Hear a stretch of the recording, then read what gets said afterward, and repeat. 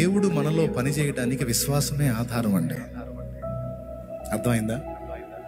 అంత కీలకమైంది విశ్వాసం. విశ్వాసం నువ్వు వినియోగించకపోతే దేవుడు పని చేయలేడు. విశ్వాసాన్ని ప్రయోగించాలి. అప్పుడే దేవుడి కార్యాలు అద్భుతాలు చూస్తాం, అద్భుతమైన విజయాలు చూస్తాం. దేవునికి స్తోత్రం. విశ్వాసం ప్రయోగించాలి. నయాగరా జలపాతం మీద ఒకడు పెద్ద తాడును కట్టాడంట, ఈ దరి నుంచి ఆ దరికి. వినండి, ఈ దరి నుంచి ఆ దరికి తాడు కట్టాడు. కట్టి అంత పెద్ద జలపాతం, కొన్ని వేల క్యూసెక్కుల నీరు పడుతుంటుంది దానిలో.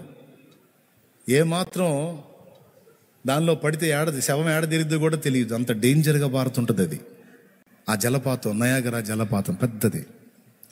దాని మీద కట్టాడు తాడు, ఈ దరి నుంచి ఆ దరికి కట్టి అంటాడు, ఈ తాడు మీద నేను ఆ దరికి వెళ్తా అంటాడు. జనాలు ఆ పక్క ఈ పక్క ఫుల్గా వచ్చి ఉన్నారు చూస్తానికి. వెళ్ళాడు, ఆ తాడు మీద నడుచుకుంటూ ఆ దరికి వెళ్ళాడు. మళ్ళీ నడుచుకుంటూ ఈ దరికి వచ్చాడు. నేను మళ్ళీ వెళ్ళగలను, ఎంతమంది నమ్ముతున్నారా అన్నాడు. అందరూ చేతులు ఎత్తారు, నమ్ముతున్నావు, నువ్వు వెళ్తావు.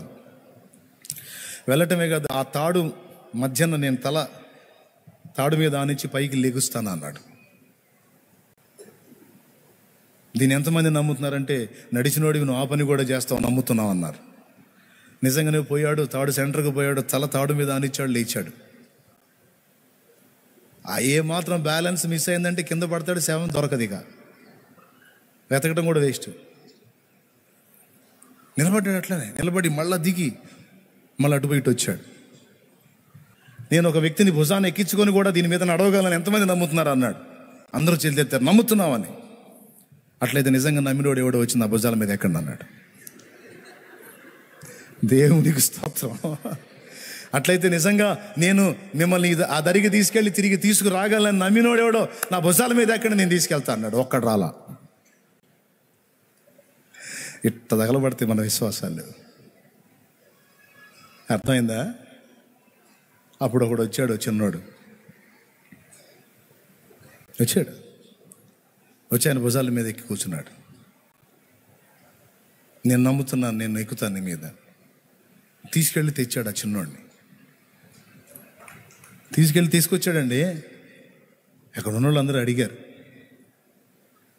ఏం బాబు ఇంత పెద్దవాళ్ళు మాకే గుండె జాలలేదు, నువ్వు చిన్నోడివి ఎంత బాగా ఎక్కి కూర్చున్నావు, నీకు భయం వేయలేదా అని అడిగారు.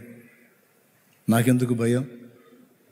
ఆయన ఎవరో నాకు తెలుసు, ఆయన పనితనం ఏంటో నాకు తెలుసు, అందుకే నాకు భయం లేదన్నాడు.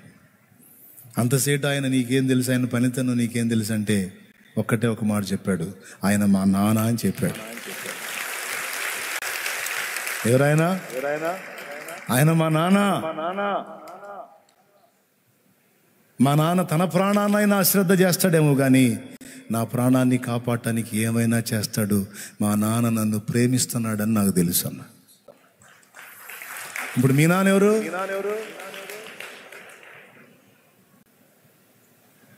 ఇప్పుడు నువ్వు ఎవరు భుజాల మీద ఉన్నావు? మరి దరి చేరుస్తాడా లేదా? ఆయన తన ప్రాణమును నీ కోసం నిర్లక్ష్యపరిచిన వాడు నిన్ను అశ్రద్ధ చేస్తాడా? కాబట్టి ఇక భయపడద్దు. సమస్త విషయములకు ఆయన చాలినవాడు, అలాగే నిన్ను గెలిపించడానికి కూడా ఆయన చాలినవాడు. గెలుస్తావు అంతే, పో సంతోషంగా పో. నువ్వు జయిస్తావు, సాధిస్తావు, నీకు కృపనిస్తాడు, ఆయన నీలో ఉండి ఫలిస్తాడు. పో విజయోస్తు. ఆమేన్.